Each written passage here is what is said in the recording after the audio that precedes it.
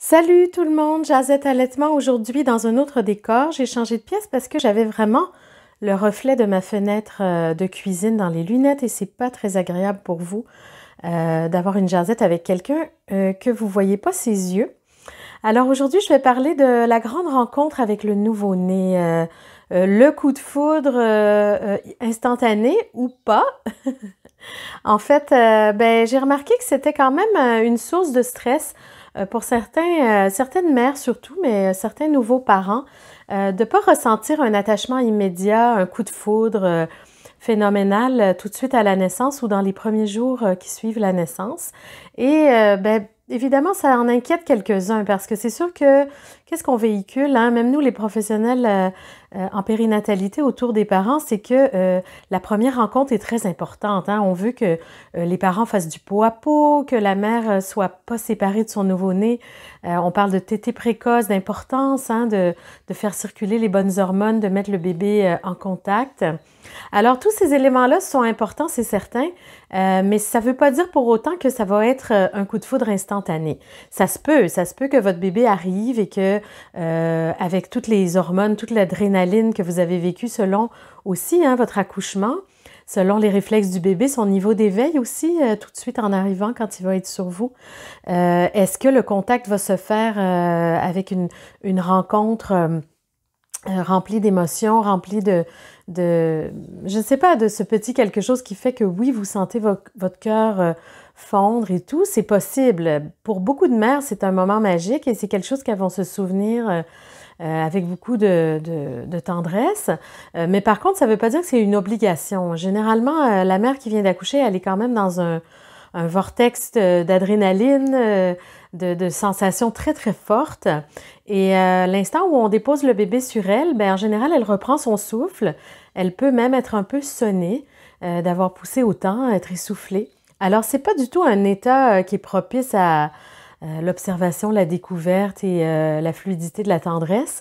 Je vous dirais que parfois, souvent, les mères vont garder leur nouveau-né sur elle, mais sans vraiment le regarder ou fondre dans le moment. Alors, c'est sûr que des fois, on peut se questionner, est-ce que je ressens pas grand-chose? Je le trouve un peu moche, je le trouve bizarre.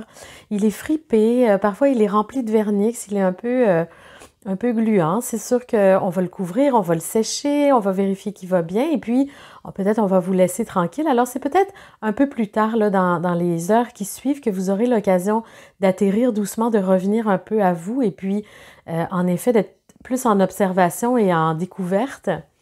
Mais je vous dirais que l'attachement à un nouveau-né se fait dans les premières semaines.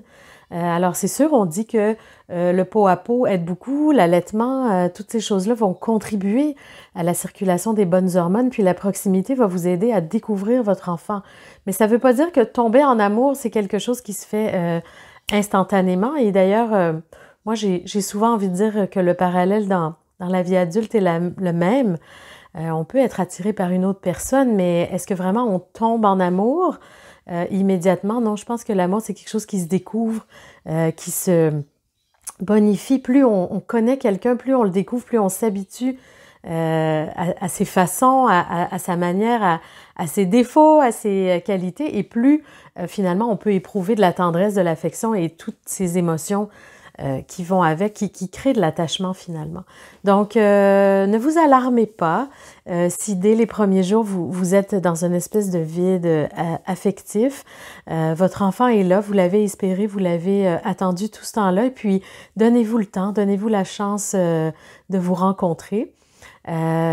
C'est vraiment important d'être indulgent avec soi-même et puis de ne pas juger nos émotions. Je veux dire, la société nous pousse à être très performants et à correspondre à une image de parents soi-disant parfaite, mais tout ça, c'est des carabistouilles, disent les Belges.